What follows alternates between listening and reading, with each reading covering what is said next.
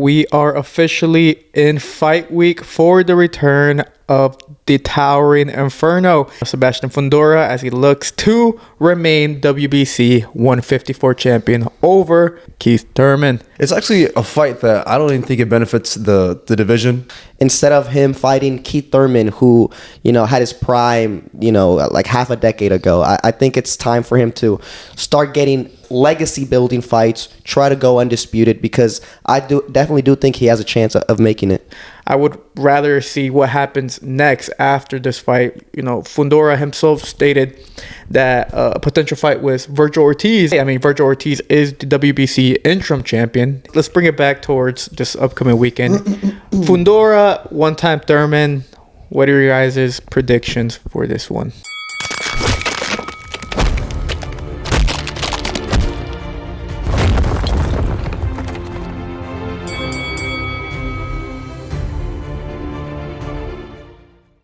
Welcome back to another episode of the Last Round Podcast, where we cover everything from traditional boxing to influencer boxing and everything in between. Today's episode, we'll be going over Sebastian Fundora's return versus one-time Thurman, as well as Carlos Adames at 160, and lastly, the return of Moses Itauma at the heavyweight division. Before we get into the episode, make sure to like and subscribe and follow us on all forms of social media. Lastly, we're trying to build up a community on Discord, and you guys joining would be greatly appreciated. And now, diving into the episode, we are officially in fight week for the return of the towering Inferno, aka the WBC Super Welterweight Champion Sebastian Fundora. Last time we saw him was over the summer of 2025 when he rematched Tim Tszyu and beat the absolute dog shit out of him. This fight with one-time Thurman has been brewing, has been confirmed multiple times already. It's fallen through, injuries, yada yada. But we're finally in fight week for the return of Sebastian Fundora as he looks to remain WBC 154 champion over former welterweight champion Keith Thurman. Thoughts about this matchup? Yeah, I'm interested and excited to see Fundora back in the ring. I do believe he is the best guy at 154, and I feel like this fight has gotten in the way of maybe some undisputed type fights or unifying type of fights. So I'm very excited to see him back. Yeah, just going based off of what you said, I'm still kind of very curious as to why this fight was made. I think we were given so many different signs as to maybe this fight shouldn't just happen, because of injury and all that stuff. But it's actually a fight that I don't even think it benefits the division, to be honest. I think this fight really benefits Keith Thurman just by himself, because, it would be a big payday. If he is able to win, he could become a world champion again at the ripe age of however old he is. Yeah, because his heyday is long gone, right? He was a champion at 147, seen as the best guy. His best win, I believe, probably was against Danny Garcia all that time ago when he unified. So he was a dangerous guy back then. One-time Thurman, big trash talker. He's a character, right? But like his career has completely changed now. He's at 154. He rarely fights ever. I'm really surprised that Fundora he wanted this fight. After all the times that it fell through, he still chased it, and we're finally getting it this weekend. So I just want to see Fundora get in there, do his thing, stay sharp, and then I want him to start calling for the other champions in the division. Yeah, I think this fight for Fundora should be just a really nice way of, starting off the year right, getting a good victory against an ex-world champion. And then look for bigger things, unify, because, it looks like at 154, there seems to be a lot of moving parts there. So. Mm-hmm. Yeah, a lot of moving parts, for example. Well, the big thing, first off, about this matchup, I was never a big fan of it. I agree, it doesn't really do much for the division, just besides getting Fundora, just another title defense. One time is within the top 10, top 5 in the rankings for according to the WBC. So he's a name there, but it doesn't really do much. Prior to him being the confirmed opponent for Fundora, there was little rumors about Xander Zayas and Sebastian Fundora. They had their little face-off a while back. They were both saying they wanted to fight, and then Xander started claiming that Fundora ducked him and whatnot, hence why this fight was made and all that yada yada stuff. But yeah, I mean, like you said, there's a lot of moving parts. I mean, we had Mortazaliev get dethroned. He lost his boogeyman status. Josh Kelly is now the new IBF champion. There was rumors about him taking on Xander Zayas as well. And Xander Zayas, unified champion at this point. I mean, he's got a lot of rumored fights coming up, and he started his camp, so 154 is looking pretty good. That's one thing I like about Zayas. You know, I don't think he's the best guy in the division, but he likes to fight, and he's calling for these big names. You know, he's also had a little back and forth with Vergil Ortiz, saying that he needs to get a belt in order to fight him, but, you know, it is what it is. But it is interesting. You know, Fundora, I just feel like I don't see that from him. And that's something that I wish he had more, like calling the champions and like being a little bit more outspoken. Like, I want to like make big fights because, excuse me, I think he's ready. You know, I do think he's like 1 or 2 in the division. The only guy who, or maybe 3 actually. You know, Boots, Vergil, and him, I think are the best guys in the division. You could really interchange them all for one. They're all amazing. I want to see those type of fights. Instead of him fighting Keith Thurman, who, you know, had his prime, you know, like half a decade ago. I think it's time for him to start getting big name fights, legacy building fights, try to go undisputed, because I definitely do think he has a chance of making it. I'm actually kind of curious now that I'm thinking about it, how the ticket sales are doing. Because, I mean, I would love to know, like, an inquiry or, like, a survey as to, like, you know, the people, you know, these boxing fans. Like, are they truly excited to watch Keith Thurman come back? Well, that's one thing, too. I feel like the promotion has been kind of shit. Kind of? Yeah. I mean, it's been pretty shit. Yeah, it's been bad. Like, I don't really get a lot of it. And I feel like Fundora is, like, a marketable guy. Dude, he's 6'5", 6'6" at 154 pounds. And he has highlight reel KOs. I feel like you can market this guy pretty well. But I just feel like they're not doing it. Yeah, I definitely do think, I don't think the sales are going to be that great. But let's hope that they get a big payday. Well, I mean, the card, I mean, I think it's a $75 pay-per-view.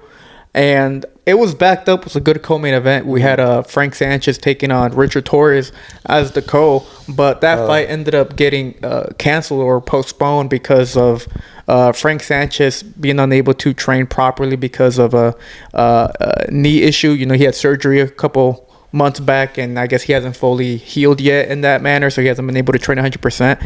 So that was a great fight, in my opinion. I think that was a great co-main event.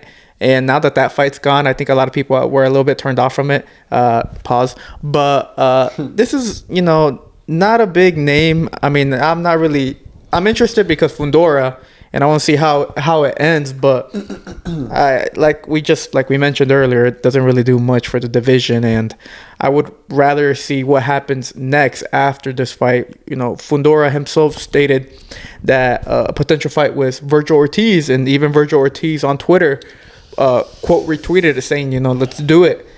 He wants that fight. I mean, Vergil Ortiz is the WBC interim champion, and he's been waiting for a very long time, and at this point he's long overdue for a title shot. So maybe that fight is in the future. Vergil Ortiz taking on Sebastian Fundora later during the fall of 2026. Probably not. I don't know. I'm pretty sure he still has legal battles, right, or some shit. So I don't know what's going on with Vergil Ortiz and his team. And this is a boxing promotion. You know what is this? His third weight class, and he has yet to become a world champion. Vergil Ortiz. So I don't know, man. And it looks like the thought of him becoming a world champion seems to be pushed back even farther because of everything that has transpired. So in regards to Fundora, I think last year was a really good year for him. You know, he beat Tim Tszyu, and I think he fought someone else. I can't remember his name, but he looked good last year. And then this year, you know, he's fighting the next world champion, which I guess, you know, on paper, you know, within his resume looks really good. I guess, you know, he beat an ex-world champion or whatever. But, like, at the end of the day, like, this is a guy past his prime. We want to see him fight the best of the best. It looks like Zayas is the one that's actually, you know, moving, having motion, and, you know, trying to unify against all these other champions. So eventually Fundora will have that big fight, unification fight, but I mean, he has to push for it. You know what I'm saying? You can't just wait for it. But I don't know. We'll see. Well, speaking of Xander, like I said, he had a couple fights circulating about who his potential opponent would be. He's unified champion, WBA and WBO. There was Josh Kelly on the table after Josh Kelly beat Mortazaliev. Josh Kelly expressed that he was interested in unifying. He and Xander went back and forth on X. But now that there's heavy rumors speculating that it's Boots who's going to be the next opponent for Xander Zayas. Supposedly, they're already deep in negotiations. And like I mentioned earlier, Xander posted on social media that he was getting ready for camp, first day of camp. So with the rumors brewing about him taking on Boots and him posting that he's getting ready for camp, how likely are we to get Xander Zayas taking on Boots for later down the line this year? Listen, Zayas believes in himself, and I think his team believe in him as well. And it's a big bid, right? But high risk, but he's banking on a high reward. With that being, so I like that from him, and that's a championship mentality because he's still so young. Like, it's not like he's 23. He's 23 years old. Like, that's so he could wait another 6 years until he gets to like a legacy fight, right? Like, he could just cruise. But he doesn't want to do that. He wants to chase greatness. He wants to be one of Puerto Rico's best. You got to salute that. That being said, though, I think the fight would be a great coronation for Jaron Boots Ennis as the new champion at 154. I don't really see the skill level. I don't think it's that close, honestly. I think Boots is more battle tested. He's fought tougher guys, and he's just shown us more skills, So I think he has more in his arsenal. He has great power as well. I think it'd be a very tough night for Puerto Rico and Xander Zayas with Boots Ennis becoming the new champion. Yeah, in regards to this fight, I guess, that's what they're saying. I think Chris Mannix stated that, they're in serious negotiations between these two guys. I'm actually kind of surprised because it's like what you say, Asa. I do believe Boots has the better skills. He has, better tricks up his sleeves, and I think he's more of a complete fighter than Zayas. But I mean, like what you said, I mean, it looks like Zayas has all the confidence in the world within himself, and so props to him. In regards to making this fight, I think this fight could be made now that Top Rank is now with has a TV network deal with the Zone. Mm-hmm. It's about time, Top Rank. I was getting scared for them. It was taking a little too long for them to get a deal. You know what it seemed like? It seemed like, how when a captain of a boat is out on sea and his ship is going down, and then the captain is gonna go down with the ship. I thought Bob Arum was a captain. He's like 190 years old. I figured that he was kind of like on his deathbed, and he's like, if I die, this promotion is gonna die as well. No, he clutched up last second, buzzer beater type thing, and he got with the Zone, and I think that's great. I think the Zone is becoming the home of boxing. They got a lot of deals with a lot of people. So well, it looks like they have everyone but Zufo Boxing. So yeah. So in regards to Boots fights with underneath that TV banner. Now Zayas is going to be fighting underneath that TV banner. So for this fight to actually be made, I think it could be made, to be honest. Mm-hmm. Well, let's look at it. Look, we have, if you were Xander, you have two options: Josh Kelly, IBF champion, or you got Boots. Who would you take? Because look, if you go the direction of Boots, high risk, high reward, like you guys mentioned, big lucrative fight as well, but very, very high risk. Like, we're talking Boots. I mean, he's coming off from a first round KO when he debuted at 154. Everyone always deems him highly and a well-rounded fighter. He's definitely elite. That's a very dangerous fight. And then you got Josh Kelly, who is a great fighter too. He just beat the boogeyman. Plus, he's champion. So Zayas, I mean, we're talking about Zayas, unified champion at the 154. 154 is, in my opinion, the best division in boxing. So Team Zayas could go, let's say they go Josh Kelly, will beat Josh Kelly, hypothetically, and get 3 out of the 4 belts. And then next fight would be a WBC undisputed title fight down the line. So, I mean, it'd be a fast route to becoming undisputed in the best and toughest division in boxing. Or he could risk it all and get the big name in his resume by beating Boots. But then again, beating Boots is going to be a lot tougher than beating a fighter like Josh Kelly. So I don't know. Where would you guys go for that? I think it makes a lot of sense for him to go, if he were to go a Josh Kelly route and try to get 3 belts, because that fight at least is a much more feasible path to victory. With Boots, I really have no faith in Xander Zayas to win. I'm gonna be honest. I do think Boots is just gonna beat him, and he also has a chance of getting stopped too, because Boots hits hard, and he's a killer too. He goes in there and looks for the knockout. So with that fight, it is a more legacy building fight, the Boots Ennis fight. If he were to beat Boots, they might even start throwing him in the top 10 pound for pound. But he could also do that if he starts getting accomplishments, getting a 3rd belt in the division. People are going to start putting a lot more respect on his name. And Josh Kelly, he did look amazing in his fight against Murtazaliev. He showed great boxing ability. He was good at lateral movements, just staying safe, protecting himself all the time.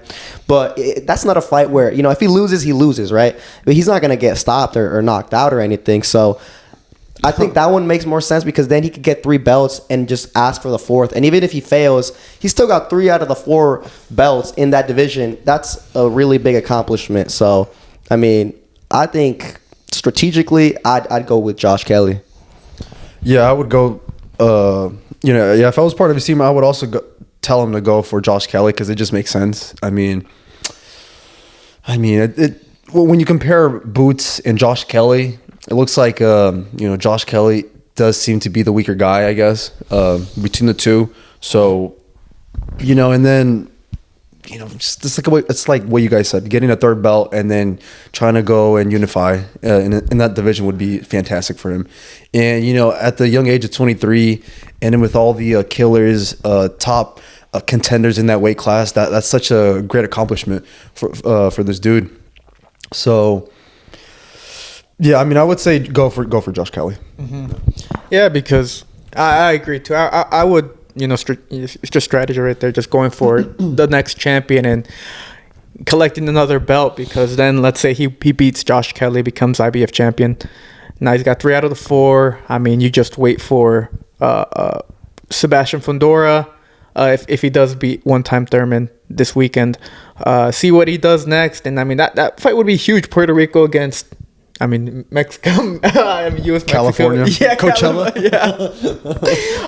It'd be a massive fight at the 154, and Vergil Ortiz is also actually that's crazy too, because then it all depends on what the winner of One Time and Sebastian Fundora want, because if Sebastian Fundora wins, then Vergil's automatically going to be like, hey, I want that fight. But then he's got the legal battles going on, and then now that Xander's preparing for camp for his upcoming fight, that's going to take, maybe this fight we won't see it until sometime in the fall, something like that. So it's going to be, the timeline is going to be a bit, it's all going to depend on the timeline and the winner of this upcoming weekend regarding Fundora and One Time. But for sure, Boots, in my opinion, he's getting a very lucrative pathway towards the belt. This is only going to be a 2nd fight. He's heavily rumored to already be fighting for a championship belt. Meanwhile, you got Vergil Ortiz right now constantly fighting legal battles with Goldenboy, but he's been at the 154 for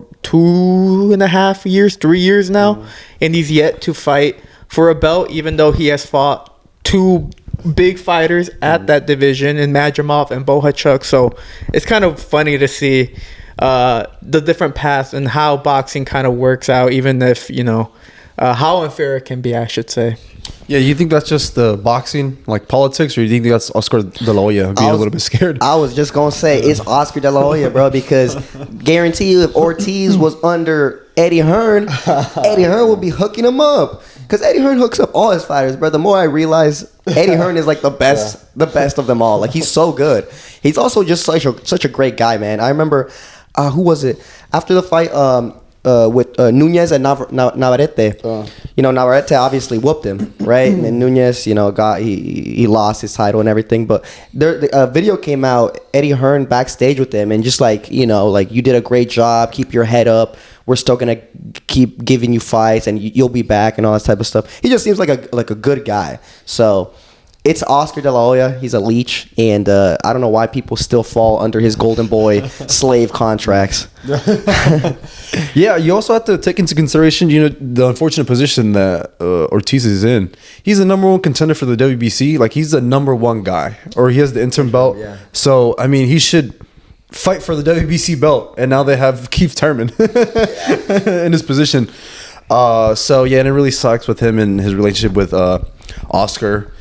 So yeah, who knows what's gonna come out of that. Yeah, because on paper we should have been getting boots against Vergil Ortiz next if it wasn't for this whole entire legal dispute between Ortiz and De La Hoya. So the fight fell through because of it. They weren't able to come to an agreement and all that other stuff that happened. So now Boots is heavily rumored to take on Xander Zayas, which would be a great moment for him and a great moment for Xander if he's able to pull off the upset. Even though he's champion, unified champion, he'd still be the underdog in that fight, which is pretty crazy. But in regards back, let's bring it back towards this upcoming weekend. Fundora, one-time Thurman. What are your guys' predictions for this one? I think Sebastian Fundora should stop Keith Thurman.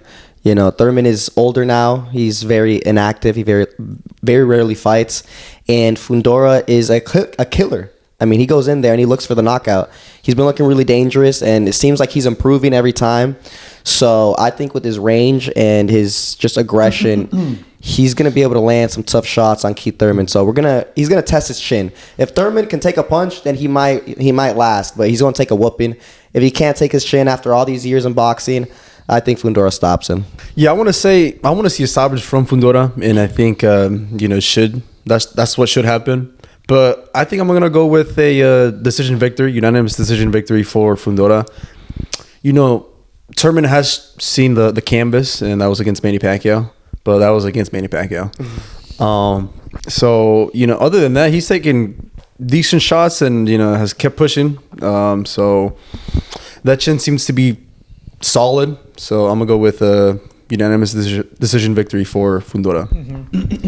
Well, I'm predicting a late stoppage for Sebastian Fundora. I think if we see the same version of Fundora that fought against Booker and also rematch against Tim Tszyu, we're going to get a very dangerous fighter, especially if he's still improving, because he's shown the improvements ever since the first Tim Tszyu fight. Something like switched on in his head, and he just immediately showed a difference in level in his next fight when he took on Booker. And then the Tim Tszyu rematch was an absolute one-sided beating. And so if we see an improvement of that, I mean, I'm saying we're going to see a stoppage, and we're going to see an absolute monster in Sebastian Fundora, who's finally using his physical attributes to his advantage. So I'm predicting a late stoppage from Sebastian Fundora. I'm predicting him to retain the WBC, and I'm also predicting him to call out Xander Zayas during the post-fight interview. I'm putting $200 down on that call out. On a polling market? Yeah. No, but yes, I think we're all in agreement, though. We'll be seeing Sebastian Fundora retain the WBC super welterweight title against one-time Thurman, and the 154 division is for sure heating up once again. Now let's move on to the second segment of today's episode. Let's go to the heavyweight division. We have the return of the top prospect, the hottest prospect in boxing, I would say, Moses Itauma. Moses, he's taken the boxing world by storm. You go on TikTok, you click on boxing, he's going to show up in like a shit ton of them. The next Mike Tyson. Yeah, he's being dubbed the next Mike, the next generational fighter. People are saying he has the capabilities of becoming a pound for pound fighter, this and that. He could be the guy to beat Alexander Usyk. Many fans are saying that. Ooh. But he returns to the ring, taking on, is it Jermaine Franklin? So, interesting matchup. Last time we saw Itauma, he obliterated Dillian White in one round in the fight that, I got my prediction wrong. I thought Dillian White was going to give a better showcasing, but I was completely wrong, and I got my prediction washed. But Moses Itauma continuing on his path to become a world champion, and he's taking on Jermaine Franklin in this heavyweight matchup, thoughts about Moses Itauma. Yeah, they say he's the future of the heavyweights, and I'm gonna be honest. I kind of agree with them. I still think we have to see a little bit more from him. I still think some people overhype him a little too much and want to just feed him to Usyk right away. At the same time, though, what he did to Dillian White in one round, and just the speed and the accuracy, the power that he's been showing, you can't lie, this kid has something special, especially so young as well. So I'm very interested to see him this weekend as well. If he can continue the hot streak. The only thing that I am kind of scared of is that since he has so much hype right now, his name is super hot. If he has even like a slightly hard fight or it doesn't really go completely his way, he doesn't dominate, I feel like fans are going to like jump off the hype train and then start calling him washed, which isn't fair to him because he's just going in there and doing his job. But I think when the boxing fans overhype fighters, they set their expectations way too high. And then if they don't meet them, then they say they're not as good. They just start hating on them, which I don't really like of the boxing community. But we'll see what he does. He's still super young. I want to see him get in the ring, be more active. And, he does have the potential to be the future. Yo, I feel like I have a bone to pick with all these UK fans. I think there is something certain in the fact that Moses is going to be great. This guy's going to be a future world champion. I think he's going to be the face of heavyweight boxing over there in the UK. I think he's going to take Anthony Joshua's place. But the fact that some of these people are comparing him to Mike Tyson, I don't know, it kind of rubs me off a little bit the wrong way. No one's going to be able to be Mike Tyson. Mike Tyson was one of his kind. And, he does have the potential to be a superstar, but Moses is going to be his own thing. He's, I think they're slowly kind of building him up. We have yet to see him fight against a tough fighter. His last fight, I thought it was going to go longer, but, he made short work of White. So that's really good, you know what I'm saying? But, yeah, I still want to see this guy be tested. I still want to see him fight, a serious contender within the heavyweight division. And then I'm going to see where exactly he's going to be in the next, 10 years or whatever. But I still want to see him get battle tested and then, I don't know, go from there.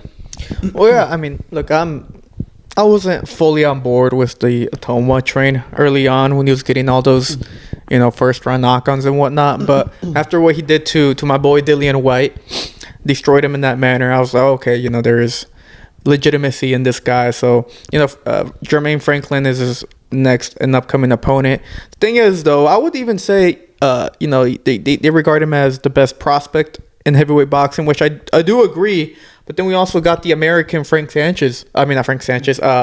Torres, who is also undefeated and also, improving in his game.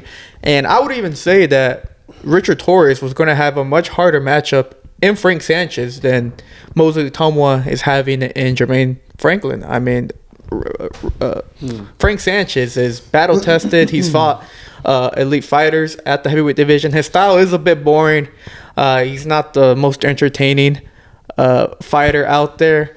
He has a defeat. He lost against Caballero. Caballero absolutely destroyed him. But he's reached the top of heavyweight boxing in that manner, in that regard. So, I thought that matchup between him and Richard Torres was going to be a phenomenal fight. And it would allow us to see the level that Richard Torres is at in regards to the heavyweight division. And if he would have beaten Frank Sanchez, that would have been a huge win. So I regarded that opponent, Frank Sanchez, as being more legitimate, more tougher than any of Moses Itauma's current resume and his current opponent selection for this upcoming weekend. So I think people are sleeping a little bit on Richard Torres right now. I think the Moses Itauma train is hot and for good reason. But don't sleep on the American, man. Yeah, I don't know. I think I've never been a big fan of Richard Torres. His style is just not for me. I don't know how to explain his style to somebody. It's just very aggressive. I like that. Throws a lot of combinations. But I don't think he has that it factor. And I think Moses is the only guy right now that has that it factor, that you could see something like really special in him. And I think this is going to be a good fight for him. I still think, like we were saying, he's still super young, and the guys that are talking that he should be fed to Usyk they're just wrong. He shouldn't be fed to Usyk yet. They should wait on him. He's still like 21 or something like that. He's still super young. I think this is a good fight for him. Jermaine Franklin has been like a top 15, top 10 heavyweight for a long time. He's fought other guys as well. He's never been a champion, of course, but he's a tough, rugged veteran in the heavyweight division. And if Moses can continue to do what he's been doing to all the other guys, I think the hype is just going to continue to grow. And since he has so much hype, he can like call for big names. He could probably get a big name fight soon. So first things first, he has to go in there this Saturday and get the job done. I think he will get the job done. So I'm kind of looking past this, and I was just kind of thinking right now as to a possible future opponent for Moses, and I was thinking about boxers who had been world champions in the past, and I was just thinking about why not put him up against Andy Ruiz. You know what I'm saying? Like Andy Ruiz is a guy who and I can't even remember the last time he fought. The last thing I heard about him is he failed to open up a donut shop or pizzeria in California, right? Yeah. That's the last I heard about him. Yeah, and so I think every once in a while maybe there's like a streamer or like he pops up on some someone's streams and stuff like that. So training alongside with him, but yeah, I think that would be an interesting test for Moses. Andy Ruiz was a guy who beat Anthony Joshua, when Anthony Joshua was like at his prime, right? And Andy Ruiz possesses some of those qualities that you don't really typically see in a heavyweight. Those fast hands. He kind of has that waist movement a little bit. So I think it would be an interesting matchup for Moses, and I think it would kind of like give us a better outline as to like how good Moses is. Listen, Andy Ruiz defeating Anthony Joshua might have been the biggest upset in boxing history. If he goes and gets a matchup against Moses Itauma, who's super hot right now, the hype is going crazy for him. He's going to be a big underdog in that fight. Can he get the second biggest upset in boxing history? Because I think that'd be a great fight. We just have to get Andy Ruiz on the negotiating table. I don't even know if he's a boxer anymore. He seems like retired or something. Well, it seems as though maybe the best of Andy Ruiz comes out of him when he actually feels motivated. When he was going up against Anthony Joshua, he actually wanted that fight. He was asking for that fight months prior. And so, I think there was a lot of like fire within him. And then in the rematch, there was like no motivation whatsoever, right? Now I think he's in a position where he kind of has to like be super motivated, man. I mean, I don't really see him becoming a world champion like ever. I think, that time has passed, so might as well try to get bigger money fights, fight guys like up and coming prospects, contenders, things like that, and go from there. Well, if he's able to beat Moses Itauma, then that's a fast track to almost close to a title shot, because Moses is close to. I mean, he's close to he's not really a prospect anymore. I'd say he's more of a contender. Yeah. Like I'm sure he's top 15.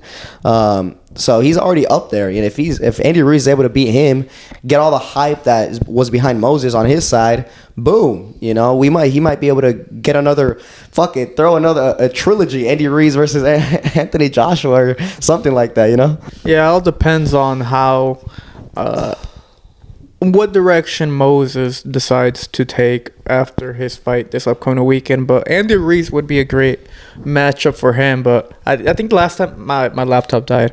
But last time I believe Andy Ruiz actually fought was against Big Baby Miller when they fought on the undercard of Crawford and Madrimov back in 2024. Was it 24? I think it was 24. I think so. Yeah, so it's been a couple years now, a year and a half since we saw Andy Ruiz in the ring, but him getting back in there would be something that I think a lot of fans do want to see. I remember a couple weeks back, maybe a month or so ago, they were saying like, oh, like the only man who could beat Alexander Usyk, and it was an edit of Andy Ruiz, with the fast hands, and then people started debating about, okay, who would actually win prime for prime regarding Usyk and Ruiz, which I thought was a funny debate, but it got the fans talking once again about the destroyer Andy Ruiz. So it's an interesting thing to think about and a potential matchup in the future. But as of right now, Moses Itauma returns. I'm predicting him to win. I think we're all predicting him to win. By stoppage? Yeah, I think so. Yeah, I think the hype train continues. Yeah, I think so too. I'm going to say, though, I think he's going to get the stoppage sometime after 6 rounds. Oh, yeah. No way. I think he's getting it under 6. Under 6. If he doesn't get it under 6, I don't think he's going to get it. Are you trying to bet $1 million right now? If I had $1 million, maybe. Well, we'll see. I think we're all in agreement, though, that he will be getting the stoppage, and he'll be getting the win this upcoming weekend. So the return of Itauma continues, and the hype train for sure will keep rolling on for the rest of the year. But we are now going to the last segment of today's episode, going down to the middleweight division, the Waste Barons, the Deserted Islands, the 160 division. We rarely talk about it. Garbage division. I'll be blunt about it. Terrible division. But we had the return of WBC champ Carlos Adames as he defeated comfortably Amo Williams in the UD 12-round decision as he retained his status as champion. Now this fight, props to Amo Williams. He showed a lot of heart. He got dropped in the second. He ended up getting the point taken away in the last round. Not really. It was pretty one-sided.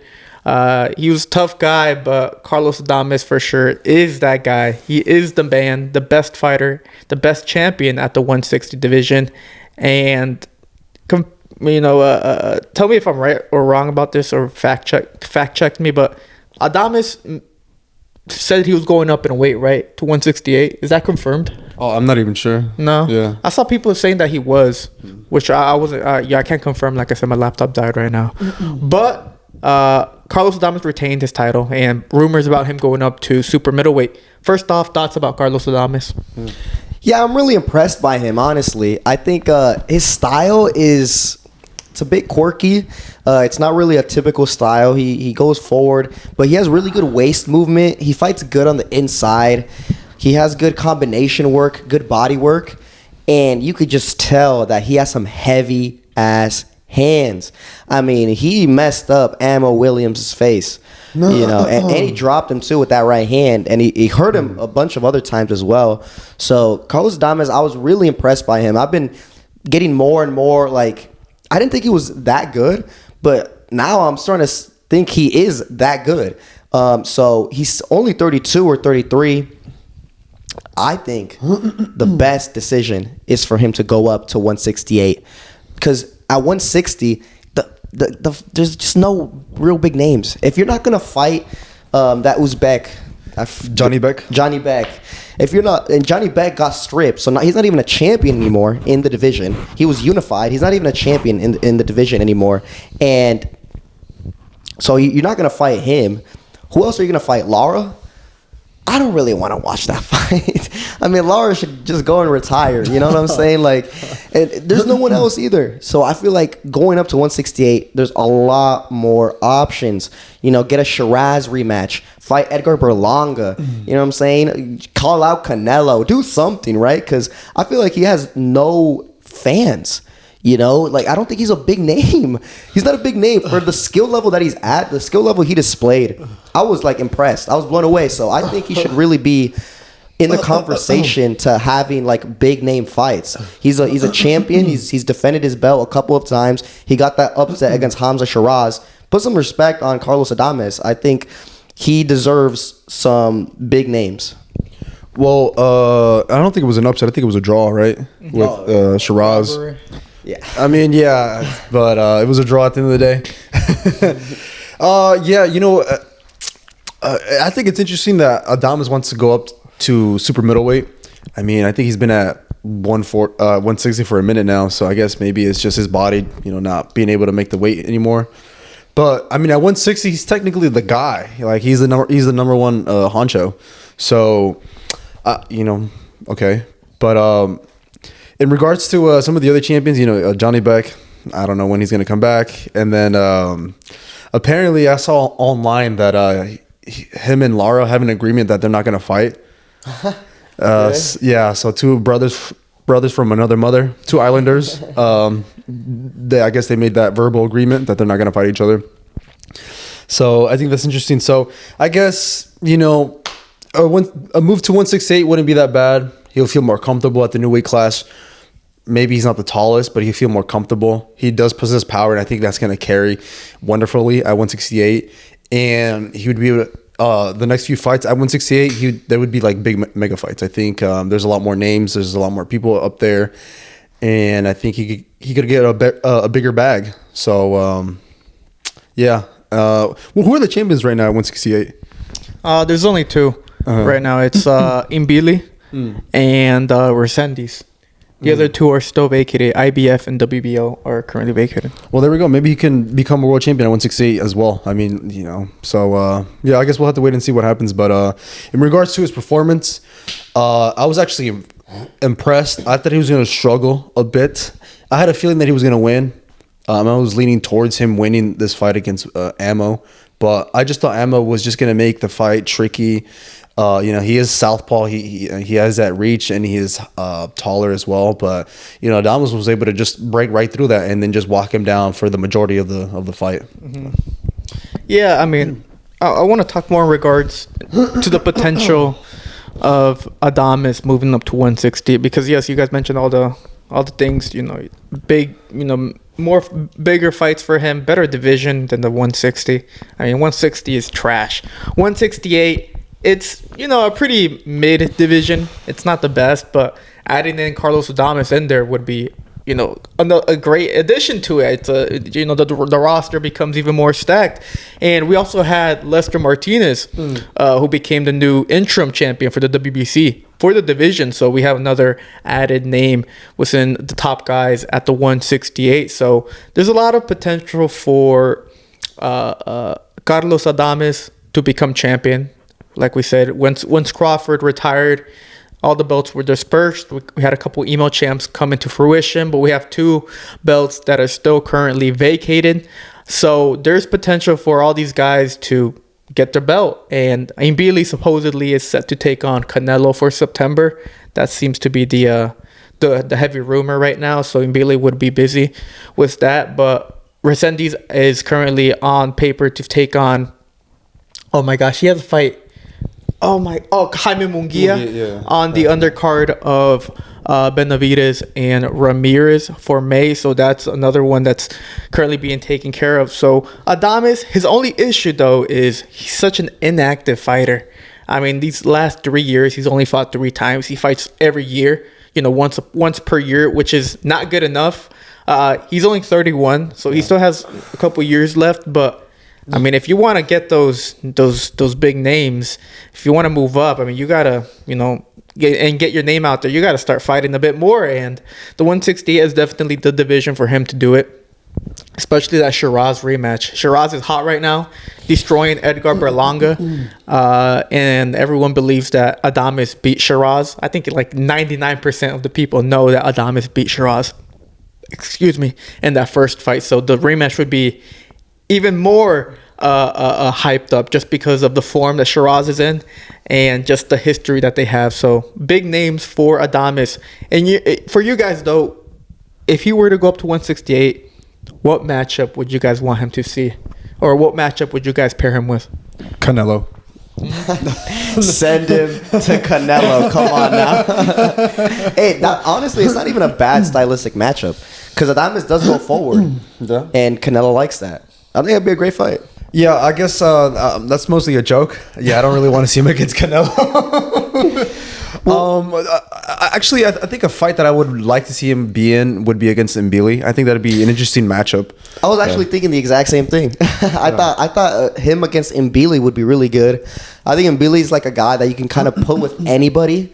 Yeah. And it's gonna be a good fight unless it's like a runner, like someone that's just gonna run around the ring. But besides that, you put him up with somebody that like goes forward and likes to fight. It's gonna be a great matchup. And and Billy throws everything behind those shots. He puts his whole body in there. Adames looks very dangerous, heavy-handed. So I think that'd be a fantastic matchup. But just really quickly on the Canelo point, I'm interested to see what he does, because this is the last little part of his career. You know what I'm saying? He's already on the older side. He lost to Crawford. He lost his 4 belts. Is he gonna go and try to go undisputed again, like hunt down all the champions in the division, like he did the first time around, or is he just gonna get 1 belt and then maybe try to go for like a mega fight or 2, try to go for like a money grab type fight, just like to end out his career? I don't know. I think that's going to play a big role in the 168 division, because if Canelo wants to get all the 4 belts back, it's going to be hard to stop him. Mm-hmm. He lost against Crawford, but Terrence Crawford is Terrence Crawford. He's that guy, 3-time, 3-division, undisputed champion, first of its kind. So I think Canelo is still very dangerous. He's beaten a lot of the guys at 168, and I think he could do it again. So if Adames goes up there, he just has to keep in mind that Canelo might be an animal in the division still, and just plan accordingly. Yeah, or he could take on the WBC route, maintaining that pass and then try to get an automatic shot at either the winner of Resendiz and Munguia, or take on Lester Martinez for the interim. So that would be a good matchup as well. Martinez, Lester at the moment is currently on form. He got a draw against Stimbili in an all-out war back last year in September. He's coming off a very decisive UD win to become the interim champion.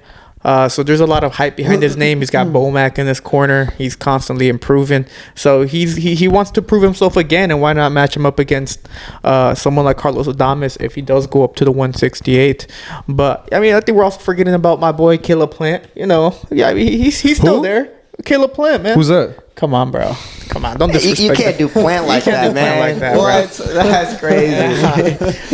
Look, I was a little disappointed when he lost against Resendiz. I really thought that Caleb Plant was gonna beat Resendiz comfortably just by boxing him, but I guess this Mexican had other things in his head. Mm-hmm. I'm still never giving up on Caleb Plant. Path to undisputed starts now. Imagine that Plant goes on an undisputed run and just he beats everyone, but that'd be insane.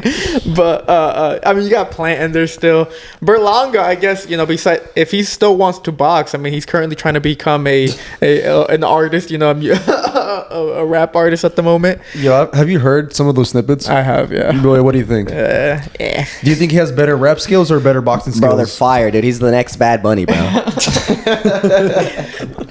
Well, he's trying to diversify his portfolio right now, so we'll see what Berlanga does, because Berlanga was trying to call out for Eubank for a matchup for Eubank to move up to 168 and to fight him, but Berlanga, I think he's enjoying himself a little too much right now with his music stuff, so I'm not sure when we'll see Berlanga back in the ring. But all these other guys at the 168 definitely do want to leave a mark, especially now that the belts are all dispersed.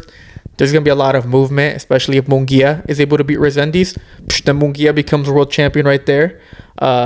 If who's the champion? Who else is the champion? If Mbili, if Canelo beats Mbili, if that fight does come to fruition and Canelo beats Mbili, Canelo becomes champion again, and there you go, another big money fight if you want to take on the champion Canelo. So a lot of big stuff is happening at 168.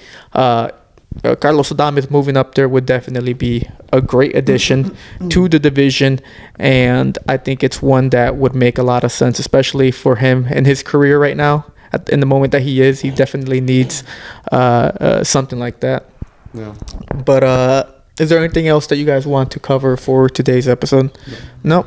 All right, well then let us know down below your thoughts. First off, and your predictions about Sebastian Fundora as he takes on one-time Thurman.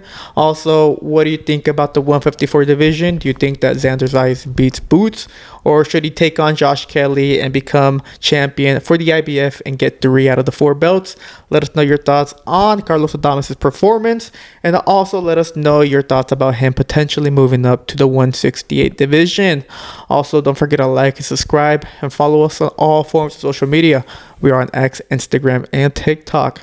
Lastly, we're trying to build up a community on Discord, and you guys joining would be greatly appreciated. This was Pablo, and I'm with Ruiz and Asa, and this was the Last Round Podcast. Thank you for watching.